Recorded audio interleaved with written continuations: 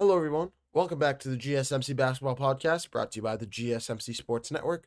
As always, I'm your host, Matt Fatemi. Getting into our next segment here, we're going to switch gears from the New York Knicks over to the Indiana Pacers side of things. Do the Pacers have the talent to knock off the Knicks and make their first NBA Finals? I think I saw a picture of it earlier today. I think it's hold on, let me find it. I'll find it really quick. But do they have the talent to do so? I think this is going to be the argument of the series, and this is going to be why I think the series shakes out the way it does. I can't find it. I apologize right now. But I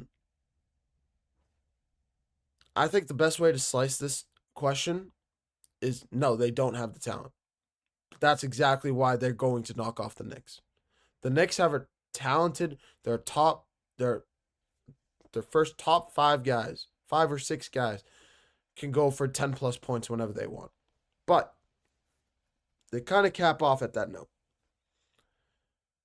The Pacers have 8 plus, can go 10 man deep into their rotation, the same way that the Oklahoma City Thunder can. Literally the exact same way. They have the personnel to go 10 man into their rotation and get 8 out of 10 of those guys to go off for 10 plus points.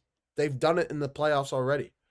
From the Knicks side of things, we've never seen them go actually like 5 guys have 10 plus points. We've seen 3, we've seen 4, but we've never seen close to like 6, 7 like the Pacers have gotten. And that is something a lot of teams can't match up with. They really can't, because they don't have the personnel to do so. They don't really go 7-man deep into the rotation. So I think what the Pacers are going to do is exactly what the Thunder did to the Nuggets. I think they're going to play fast, transition style basketball, make the Knicks tired defensively, just trying to catch up and keep up with them. I mean, when I say them, I mean the Pacers offensively.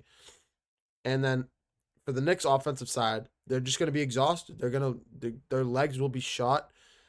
And I really think it's going to be an exact same. I think we're going to see a lot of similarities with the Pacers Knicks series as we did with the Thunder and Nuggets series. It'll be close through 3 quarters, and then in the fourth quarter, the Thunder exploded against the Nuggets, and I think the Pacers are going to do the same thing. Between Game 4 and Game 5, the Thunder outscored the Nuggets 62-38. 62-38. If that happens again, and I wouldn't be shocked if we see a similar standpoint with the Thunder. I'm sorry, I think I have an eyelash in my eye.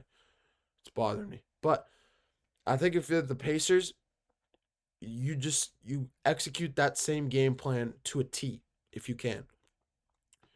I don't think this series is going to come down to talent, whoever wins. And I think the Pacers will win, but I don't think it's going to come down to their talent. I think it comes down to the ball movement. I think it comes down to the shot making.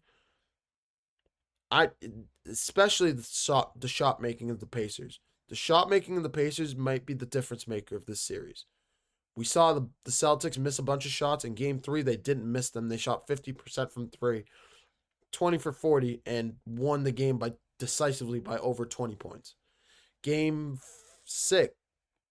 I'm thinking Game 3 when they did that. Game 5, it was the unselfish nature of the Celtics. Getting Peyton Pritchard going. Getting Luke Cornett was a big part of that win. But specifically, it was Jaylen Brown's 12 assists that got him there. It was Derek White's 34 points that got him there. And you're telling me Jaylen Brown is getting 12 assists in a game against the Knicks? What is Tyrese Haliburton about to do to them? What is Tyrese Haliburton about to do to the New York Knicks franchise? I'm not going to say it again. I've probably said the sentence 3 different times in the last segment. But if the Pacers really can get this done. I really think if they can utilize their double big situation with Pascal Siakam and Miles Turner, and focus on getting rebounds. I think they're going to dominate the offensive glass. I don't think Karl-Anthony Towns can do it by himself. I wouldn't be shocked if Miles Turner takes Karl-Anthony Towns out of the game, pretty much, because of the. I think Miles Turner's brute strength can match up with Towns, and that's the biggest thing that Towns uses to his advantage. The problem is Towns going to try and stretch out that defense and start shooting threes more. We saw he didn't shoot as many threes in Game 6. He didn't really shoot that many threes in this series, in that last series against the Celtics. I'm not 100% sure why that transpired the way it did, but we didn't see as much shot making out of Karl-Anthony Towns like we did against the Pistons in their 6-game series. We saw him hit lights out from three, especially late in that game, in those games, Game 3, Game 4, Game 5. It felt like, especially when that 4 or 5 minute mark came in the fourth quarter, it was the Karl-Anthony Towns show.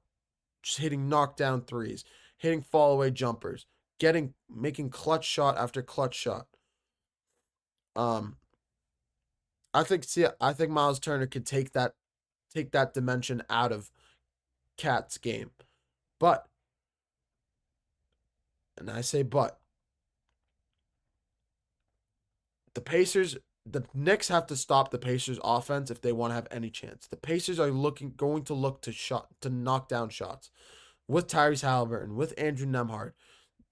They're going to have their two bigs playing with their backs to the basket. Sometimes they'll have Siakam on the outside to shoot threes, but specifically with Miles Turner, they're going to have him playing with his back against the basket, getting rebounds. I really think the Pacers are going to dominate the glass in this one. I really think so. And if they do, I think the series could be over in 5 or 6 games. If they do so. Because I just don't think the Knicks can keep up with the shot making the Pacers. I really don't think so. There might be one game where they catch the Pacers on a bad day shooting and they're shooting it well. But you can't count on that. That might work once, twice, a couple times. But it won't work more than that. There's a limit to how much that works. So if you're the Knicks, like I'm saying once again, you need to slow down this Pacers offense to have a chance in this series. You really need to. Or else this could get out of hand quick, fast, and in a hurry. If you're the Pacers, focus on knocking down threes. Really focus up on that part. Focus on getting the ball to Tyrese Haliburton and let the offense flow through him. If the Knicks want to trap Haliburton, get the ball to Nembhard. Get the ball to Pascal Siakam. Get it to Miles Turner. Get it to one of those other guys. And they can get the show on the road. But I think early on they're going to be trapping Tyrese Haliburton. But especially if the rest of the guys start getting their shot going, they won't be able to do so. And Haliburton will get free eventually. This is a tricky puzzle that the Pacers give you as a team. When you're trying to scheme up against the Pacers, you kind of have to throw everything that you know about basketball out the window. Because this is a unique Pacers team. I've never seen a team look at another one and say, hey, we're going to knock down shots. You have to beat us by knocking down shots. You have to beat us by scoring the basketball, or else the series is over. They did it against the Milwaukee Bucks in round 1. They did it to the Cavs in round 2. The only team that was able to beat them in the last 5 rounds of the playoffs was the Boston Celtics. And why was that? Because they have legitimate shot makers and beat them at their own game. And those were all games. You can go back and watch the tape. Every single one of those games against the Celtics was a close game. Game 1 went into overtime. Game 3 was sealed by Celtics comeback and capped off by a Drew Holiday steal.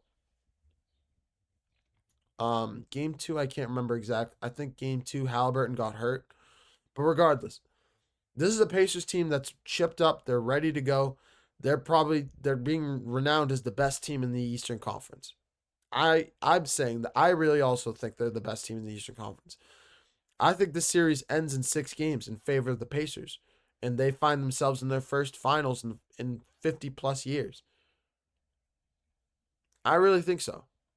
If you're the Knicks, you have to defend. You have to figure out a way to stop this Pacers offense. If you're the Pacers, don't overthink it. Don't overthink it. Get the ball to Tyrese Haliburton. Get your guys open for three. Get Miles Turner to the paint. Miles Turner dominates the offense. Sorry about that, guys. That scared me. But yeah, that's just my take on it. If you're the Pacers, you just, like I said, focus on your shots. Miles Turner getting offensive rebounds and getting extra opportunities at the basket. If you're the New York Knicks, you have to slow down the Pacers offense and focus on your defense. Of course, you need to shoot the basketball, but focus on your defense first and give your offense time to find its rhythm. I'm not the coach of the team, so I don't really know how you're going to scheme up your guys offensively, and that's why I'm saying it's your Achilles heel in this series. But I think the Knicks can win a couple games, at least one or two games against the Pacers. I think they deserve more respect than they get. I would just regard the Pacers as one of the best teams in the Eastern Conference. I picked the Pacers to beat the Cavs in the second round. I picked the Celtics to beat the Knicks. But if I had known the Knicks were going to win, I would have picked the Pacers to go to the finals in my bracket. But that's neither here nor there. This series kicks off tomorrow, and we'll have more of a preview for this series in tomorrow's show as well. But I'm going to take one last short break. Coming up next, I said we had a surprise segment coming up next. And I'll say it now. I want to hear I hope you, just so you guys can think about it throughout the break.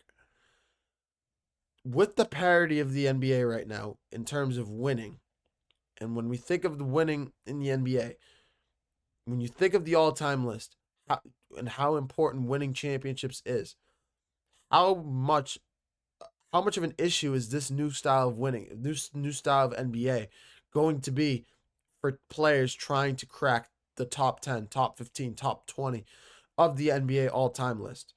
How difficult is it going to be for a guy like Anthony Edwards to get in that list? A guy like Jason Tatum, a guy like I don't even not Steph Curry. Steph Curry's there.